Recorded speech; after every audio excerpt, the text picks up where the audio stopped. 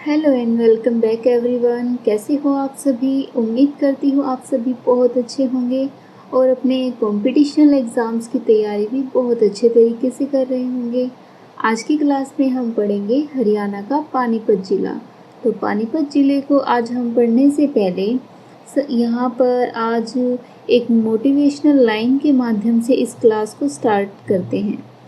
सफलता छोटे छोटे प्रयासों का योग है जिन्हें दिन प्रतिदिन दोहराया जाता है। तो अब हम आज की क्लास को स्टार्ट करेंगे। सबसे पहले हम हरियाणा के मैप में ये देख लेते हैं कि हमारा जो ये पानीपत ज़िला है, इस पानीपत ज़िले की लोकेशन कहाँ पर है।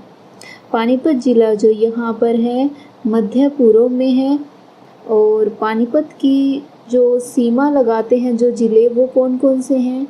पानीपत से सीमा लगती है, देखिए यहाँ पर करनाल की लगती है, जींद की लगती है और सोनीपत की लगती है। तो ये तीन जो ज़िले हैं वो पानीपत के साथ सीमा लगाते हैं। तो आगे हम देखते हैं पानीपत ज़िले की स्थापना कब हुई थी। पानीपत जो ज़िला है इसकी स्थापना देखिए 2 बार हुई थी। पानीपत जो है एकमात्र ऐसा ज़िला है जिसकी स्थापना 2 बार की गई थी। ठीक है जी। अब देखिए इसकी जो पहली बार स्थापना की गई थी, कब की गई थी पहली बार स्थापना? 1989 में की गई थी। उसके बाद इसे 1991 में करनाल ज़िले में मिला दिया गया था। ठीक है। और उसके बाद फिर से 1 जनवरी 1992 को एक अलग ज़िले का दर्जा पानीपत ज़िले को दे दिया गया। ठीक है। अब यहाँ के क्षेत्रफल कितना है? 1268 वर्ग किलोमीटर यहाँ का क्षेत्रफल है। और यहाँ के संस्थापक कौन है? पाणिनि ऋषि जो हैं, इन्हीं के नाम पर पानीपत ज़िले का नामकरण किया गया था। ठीक है जी। और प्राचीन नाम इसका है, पानीपत का प्राचीन नाम क्या है? बुनकर नगरी। पानीपत का प्राचीन नाम क्या है? बुनकर नगरी है। अब हम देखते हैं यहाँ के उपनाम कौन कौन से हैं। पानीपत जो ज़िला है इसके उपनाम कौन कौन से हैं? तो पानीपत के उपनाम हैं बुनकर नगरी, पानीपत को कहते हैं, पांडव प्रस्थ कहते हैं, क्योंकि ये पांडवों द्वारा स्थापित है इसीलिए इसे पांडव प्रस्थ कहा जाता है। और यहाँ पर क्या है? पेट्रोकेमिकल हब है, इसीलिए इसे पेट्रोकेमिकल हब के उपनाम से भी जाना जाता है। और यहाँ की जो आरक्षित सीट है, पानीपत की आरक्षित सीट कौन सी है? इसराना। इसराना जो है पानीपत की आरक्षित सीट है। और यहाँ की जो जनसंख्या है वो कितनी है? देखिए जो भी जनसंख्या है, साक्षरता दर है और लिंग अनुपात है, ये आपको 2011 की जनगणना के अकॉर्डिंग बताया जा रहा है। तो पानीपत की कुल जो जनसंख्या है वो 12 लाख से अधिक है और साक्षरता दर है 77.5%। यहाँ के पढ़े लिखे लोग हैं और लिंग अनुपात है 864। अब देखिए यहाँ की तहसील, उप तहसील और पानीपत किस मंडल के अंतर्गत आता है इसके बारे में जानते हैं। तो पानीपत जो है, पानीपत की तहसील है, एक तो है पानीपत और इसराना है, मतलोडा यहाँ से है, बापोली है और यहाँ से एक है समालखा। समालखा आएगा यहाँ पर। समालखा भी पानीपत की तहसील है। और पानीपत की जो उप तहसील है वो है मतलोडा।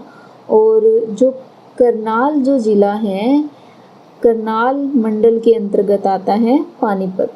ठीक है। आगे हम पढ़ेंगे पानीपत से जो पर्यटन स्थल है वो कौन कौन से हैं। पानीपत से पर्यटन स्थल है यहाँ पर काला अम्ब नामक पर्यटन स्थल है जहाँ पर पानीपत का तीसरा युद्ध हुआ था।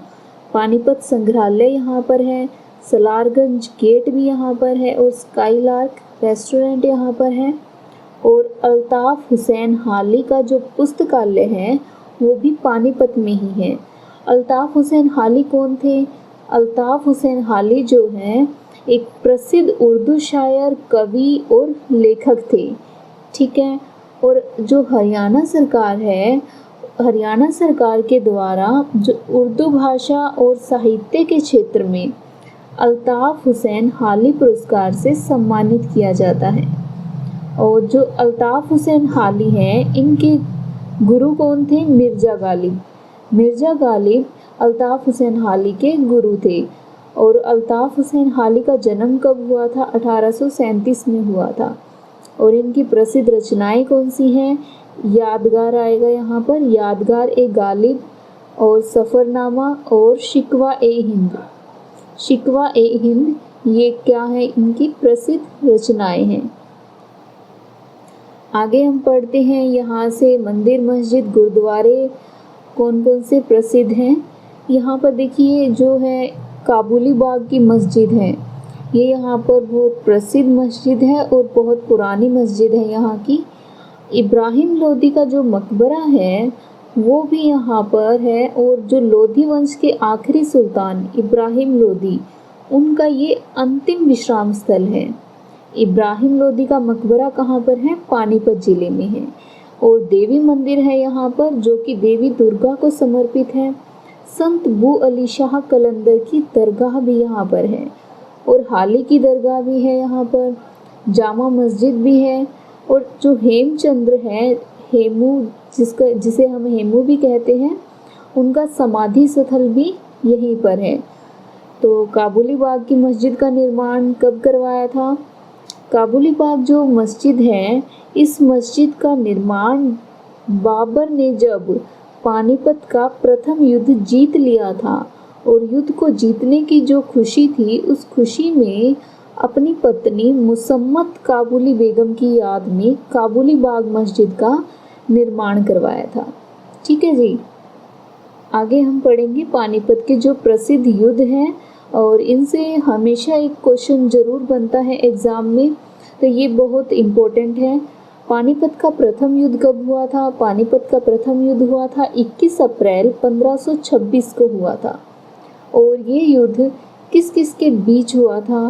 पानीपत का प्रथम युद्ध बाबर और इब्राहिम लोदी के बीच हुआ था, जिसमें कि बाबर की जीत हो गई थी और इब्राहिम लोदी हार गया था। और पानीपत का दूसरा युद्ध कब हुआ था? पानीपत का दूसरा युद्ध हुआ था 5 नवंबर 1556 को, और हेमचंद्र विक्रमादित्य और अकबर की सेना के बीच हुआ था ये।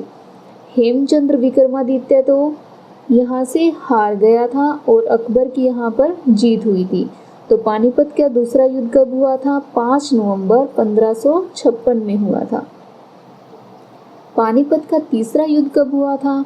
पानीपत का तीसरा युद्ध हुआ था 14 जनवरी 1761 में, और ये युद्ध जो है अहमद शाह अब्दाली और मराठों के बीच हुआ था। अहमद शाह अब्दाली की इस युद्ध में जीत हुई थी, और मराठे जो थे ये युद्ध हार गए थे। और ये पानीपत का तीसरा युद्ध कहाँ पर हुआ था?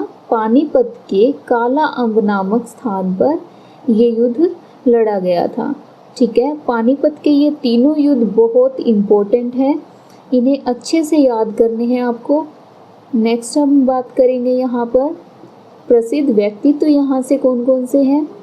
यहाँ से देखिए प्रसिद्ध व्यक्तित्व हैं, एक तो है नीरज चोपड़ा। नीरज चोपड़ा जो है वो खंडरा गांव पानीपत से हैं, और ये जो है एक प्रसिद्ध जैवलिन थ्रोअर हैं। ठीक है, देशबंधु गुप्ता हैं जो कि यहाँ से स्वतंत्रता सेनानी रहे हैं, और निर्मल तंवर जो है भारतीय वॉलीबॉल टीम के कप्तान रहे हैं, और योगेंद्र मोदगिल जो कि एक प्रसिद्ध हास्य कवि थे, और रोहित कुमार यहाँ से हैं कबड्डी के खिलाड़ी। ठीक है, ये यहाँ के जो हैं फेमस पर्सनैलिटीज़ हैं, इनसे भी यहाँ से क्वेश्चन बन सकता है आपके एग्ज़ाम के लिए। और यहाँ पर देखिए पानीपत जो है बहुत फेमस ज़िला है यहाँ की 3 लड़ाइयों के लिए, और यहाँ पर है पहला महिला सब स्टेशन पानीपत में, और पहला जो है कृत्रिम रबड़ संयंत्र वो भी कहाँ पर है? पानीपत में। और कृत्रिम रबड़ संयंत्र जो ये है भारत का है यहाँ पर। ठीक है, और पानीपत को वस्त्र नगरी भी कहते हैं, बुनकर नगरी भी कहते हैं।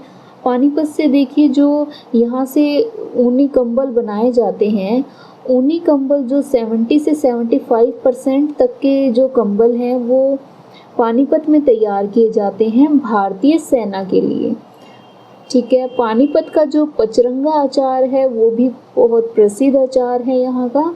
और हरियाणा में एकमात्र इको फ्रेंडली जेल जो पानीपत में है, और इस इको फ्रेंडली जेल का जो उद्घाटन है वो किसने किया था? उद्घाटन किया था मुख्यमंत्री मनोहर लाल खट्टर ने। पानीपत से प्रमुख खनिज कौन सा है? पानीपत से प्रमुख खनिज है गंधक।